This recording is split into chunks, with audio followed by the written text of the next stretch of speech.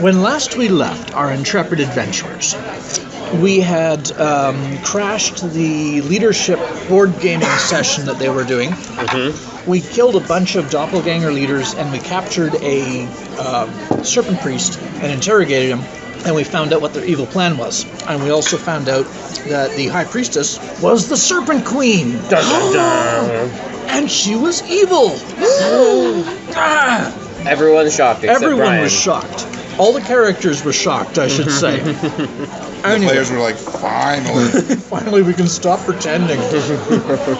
But yes, Cricket discovered that the High Priestess was a Serpent Queen. That's not, doesn't make a difference one way or the other. But also that she was evil in that she had enacted a plan to alter history that would result in the extension of pain slavery. Mm-hmm. Well, she's got to go, doesn't she? She's Cricket's mother figure, raised her from birth. But can't have that. Nope, inexcusable. Mm-hmm. Time for her to die, but she's immortal. Well, I guess we're going to have to kill her creatively. They do know that she used a Triforce wish, which was a super long, complicated legal document to make sure that she got a lot of awesome out of it, and there was no, tricky side effects. Mm-hmm. And that contract has been divided up into pieces and hidden all over the world. So maybe if you could find all the pieces, then you could find a weakness and exploit it. So we're like, okay, so we have to go on a series of quests to collect all the plot tokens, put all the plot tokens together, and then we go on this big final quest to, exploit whatever loophole there is, because there's always a loophole, etc.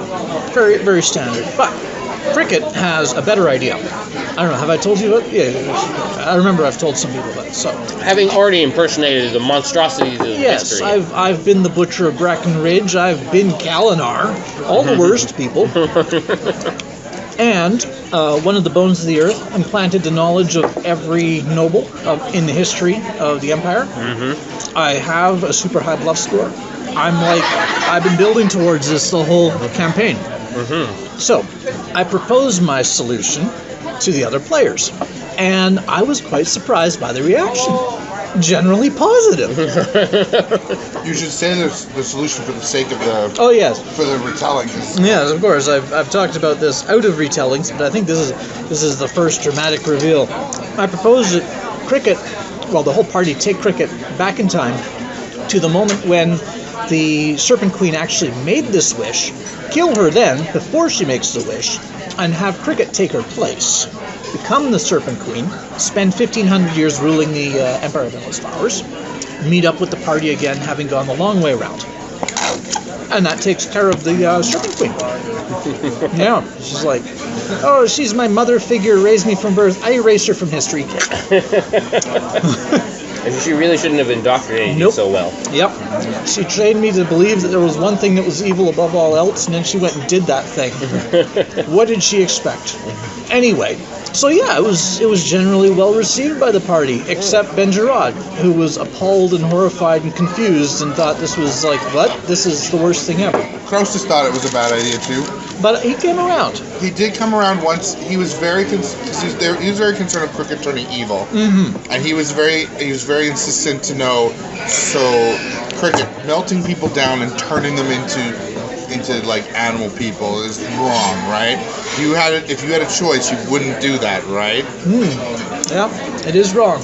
It was in service of a greater good, but it was wrong. He asked Cricket a series of moral questions, and after she answered the right way, he grudgingly accepted the plan since everyone else was already. And one of the other moral questions was, "You'll have the Empire help close the world's womb, right?" And I was like, "Yeah, we could probably spare a few soldiers or something." Yeah. Not that I technically need Croesus's permission, but it was nice to have his backing. But yeah, Hank was also all for it. Hank actually thought the idea was hilarious. He was like, this is awesome. Yeah, Robert was like, Hank thinks this is great. As a player, I'm not so sure, but Hank thinks this is great. Serendipity was a little bit unsure, but... Even the people that don't own you, their opinion does matter because... I mean, it's not like Cricket can just go do this because she was ordered to. She has the party has to decide to do it. So, well, technically, I could nick Panadar and head down there myself. Well, I guess if you had Serendipity on your side, but I don't think Serendipity would do that against the will of the party. Yeah. So You nothing decided has to do it. serendipity is bound by the will of Croesus and Yeah. Gerard to a certain degree. Yeah. Well, not What so was- much Gerard. What was Gerard's problem with it? I don't know. She just thought that the whole concept was freaky. I think the fact that you're going to be living thousands of years having to do evil acts, because and then that's going to rub off on you because you have to complete all these evil acts, order all these executions, order all these massacres because keep history. She's concerned it will ruin But you cricket. only need to keep your personal history. This time around, the Serpent Queen is going to have a huge basement full of primal prisons. I guess, yeah. Though there's also another element that enters into it, and I think that it's Brian will get a final screw you against you. Yeah.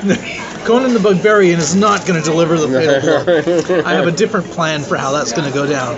Actually, yeah. I mean, we just sort of agreed to go with the plan, but this session we had a different thing that had higher priority.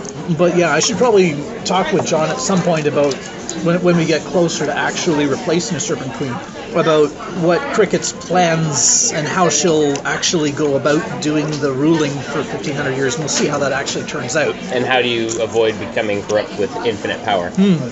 Well, it's not infinite power. The argument goes, and I think it is reasonable. Like, suppose Cricket does turn evil.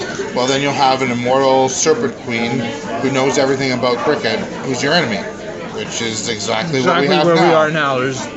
Though that you'd be down one party member. Yeah. I used a bit of a meta argument there, where if we're down a party member, I expect we'll probably encounter another party character of approximately this level who will join the party for some reason. Yeah, it happens. But Cricket still has to make her timeline make sense. Yeah. Even if she turns evil. So she has to do all the things we did when Cricket was good.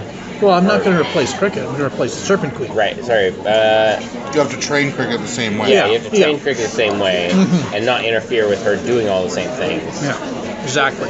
I'm probably still going to have to put that scrying spell on Cricket and then be so bored. Or it'll be a nice reminiscence. And it's like, yes, I remember this. Well, that might help, keep you away from the evil. Well, you won't Although, get that till the very end. that'll be at the very end. Well, it'll be a good refresher because I'll be rejoining the party shortly afterwards. At least so goes the plan. So yeah. So what was assuming the that goes to critical plan, thing? the Serpent Queen will basically join their party. Yeah. Right. And do all the cooking and cleaning. Yeah, I'll be all like, am I still the party leader, or is that a conflict of interest now? Anyway. So what was the important thing you had to take care of before you did that? Well, their immediate plan has been put into effect, where they sent a troop of doppelgangers and serpent priests back to Greybridge to alter the outcome of the war. And they've actually done that already. So we figured, That's bad. yeah, let's first stop that, and then we'll worry about the larger, stop the Serpent Queen from doing anything else. So our plan that we came up with last time, that we enacted this time, was we would go back in time a couple days, and we would sneak in and screw around with the time sigils that they used to go back to the thing, and we would rewrite them to instead send them to the Oodpocalypse. Of course. Which is the universal garbage disposal that we've taken to be using.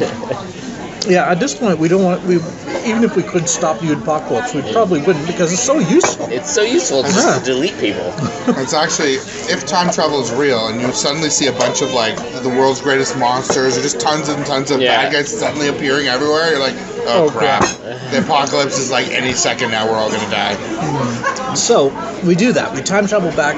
We go over to the cave because we're under Allenway right now, and Allenway has the cavern where the end of all things was summoned, and that's a great time travel location because time is so cracked.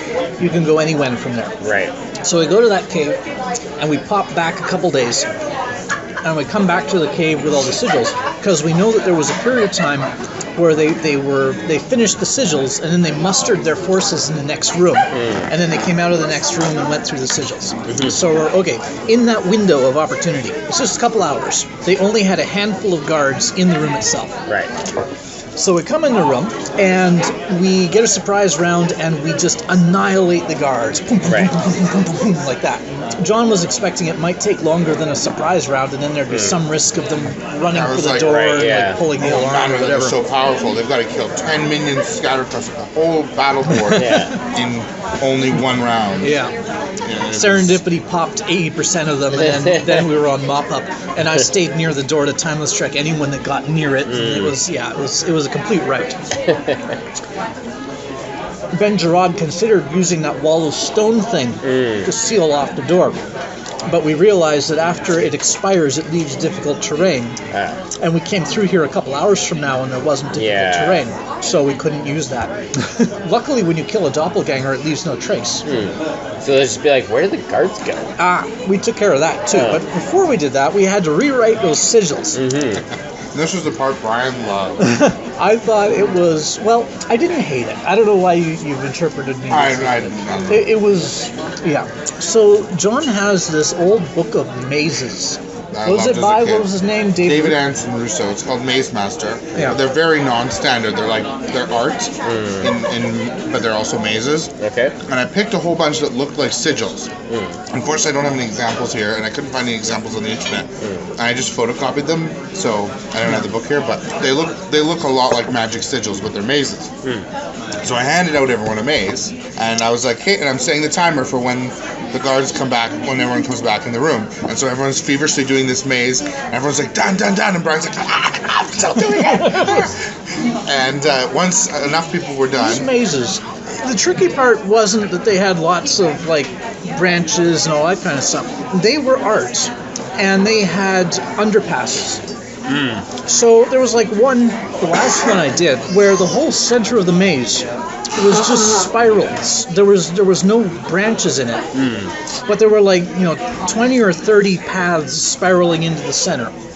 And you come into this from the outside, and only one of those things spirals into the center, but there's no way to tell which it is unless you actually follow it all the way. Oh. And there's like really fine lines, and it's like that, so you have to spiral it in, spiral.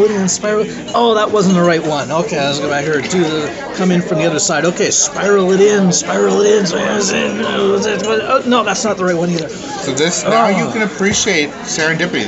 Everyone was simulating serendipity's mind. Yeah. She was Rewriting sigils. She was rewriting it.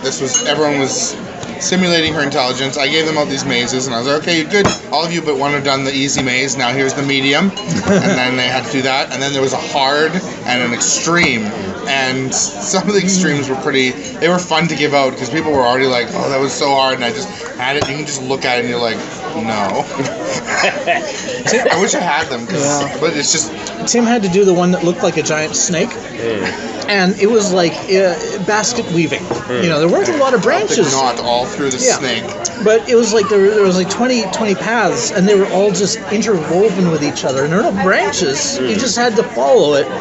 Is this the one that goes back to the Yeah. No, that was the spirally one. Was the one I was having trouble with. But. Well, did it go start here, end here, 20 paths? Yeah. They're all straight, and some of them die. No. There are choices. There were in choices them. because it would go into the head, and then you'd have to make choices. And I think there were ones where it's like it looks like it's just a bunch of crisscrosses where you just go over under, but then there's like one where no, actually you can branch because it didn't go over under, it joined, and then you. Since they were art, he was able to hide the intersections. Right. That is actually what screwed me so badly on that spirally one. The center area was all just straight spirals, except there was one branch in there that was sort of hidden. Yeah, and that's a common thing I found. I did these mazes tons as a kid, and that's kind of something you intuitively find. You're like going along, and you're like, wait, there's like a weird way that you backtrack that you're thinking looks like someone else is just coming in to join you, but no, that's going to be the way. But yeah. Well, and Brian complained because you couldn't use the right-hand rule because it has overpasses. And also, some of them were like start in the center and go to one of the exits, or sort of. So, in general, I think it wasn't that badly received. It was just people were stressed because there was a time ticking down and the mazes were hard. And there was one point where Tim was like, "That's it, I'm making a tesseract." Punch a hole through the paper. But we actually solved them all in time, barely. Yeah. So John gave us an hour. Yeah, they had an hour to do them.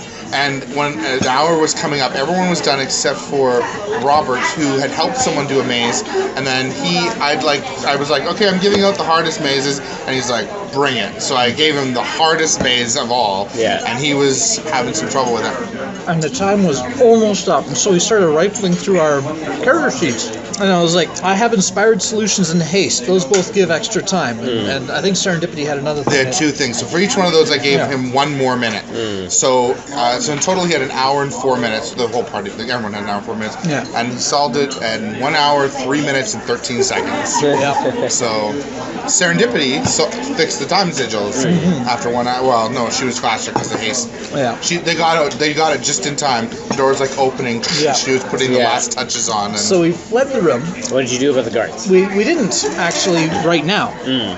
Fortunately, the guys coming out of the room didn't notice that the guards were missing because they were like, we're going to go now and go alter history. Right.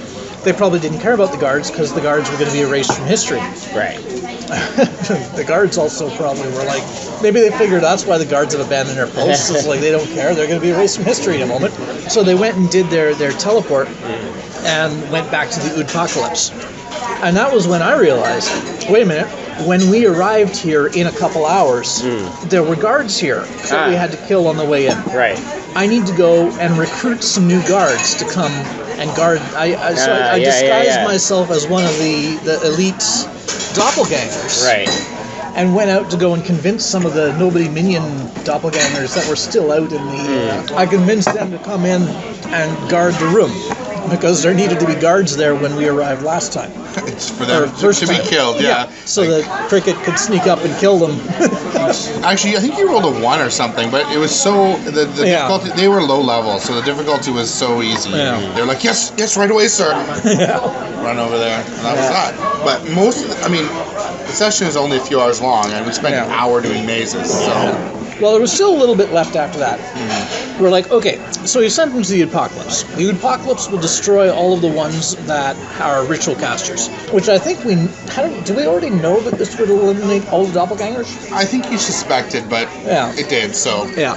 And the serpent priests that are going back there, they're going back in time before the serpent queen existed.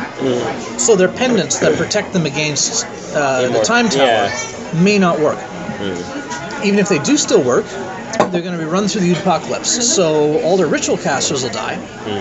And then all the big tough bruisers that they have that are just there to kill things, their pendants will pift, and then the time tower will squish them. Right. But maybe not all the pendants will pift. So we had to go to shortly after the Oodpocalypse on a mop-up operation to see if there were any survivors. And it turns out, yes, there were a handful of serpent guard guys that were not ritual casters, and their pendants didn't go piffed, and their pendants were still working even though they're before the queen. So we now know that those things still work before, which is useful information. And the place that they had sent them to, because it was just they didn't have a lot of choice, was the middle of the desert, which made Gerard very happy because he was like, "Oh, I'll cast endure elements on everyone before," and set everyone up because he's a desert druid essentially. And he got there, and there's just like an empty desert, and so he busts out all of his tracking desert stuff, and he discovered that clearly the doppelgangers had turned to dust, and then the dust had turned into goo, and the goo had evaporated, because that's what happens with doppelgangers. Very thorough. And then there was this patch, he's never seen one so big, of like all this desert, this dry quicksand, and like it's clear that there was like a company of like 40 serpents, and almost all of them just happened to land right on this quicksand, and were just sucked right down into it, and they died. But about 6 of them got out, and they slithered off in the such and such direction. So that's how the time tower squished the ones whose pendants got piffed. They got sucked into this quicksand. And so there were 6 survivors that had gone off into the wilderness. And we were there a couple hours later because we didn't want to hit the Oodpocalypse ourselves. So we tracked them, and we found where they were making camp. And that was where the session ended. Some people think that magic and rituals is easy just because you wave your hands around. It's not. Dang, these serendipity, these sigils are, now that I'm really looking at them, they're really complicated. Hank, shut up. I'm concentrating. That's really confusing. Do you want help? Hank, just go away. I mean, I'm pretty good at magic. I am a... Hank, go away. Oh, I lost my spot. Sorry. How's it going, Serendipity? Have you figured out them yet? Go away. Serendipity, Draw. Bengal, Malor, Mala, Malulu. Draw. Go away. Sorry. Are you having trouble concentrating? Because we need to go faster. They're gonna come in soon. Would you like me to sing a little song to help? Da, da, da. Ow! Oh, stick me! Ow! Oh. Oh, Serendipity, that looks difficult. Would you like my assistance with... Cricket, go away. Yes, ma'am. Yep. Those sure are swirly looking. You know, if you'd like, I could fix this for you. I can fix anything. Croesus. But I can't. Go away. I'm Not concentrating. entirely sure how I'd go about it, but I can do it. Croesus, go away. I mean, you know. Cricket, make Croesus go away. You know, I bet if I gave Croesus some Makir, he could figure these out real quick. Too bad he's not here. And Serendipity will probably get mad at me. Okay, never mind.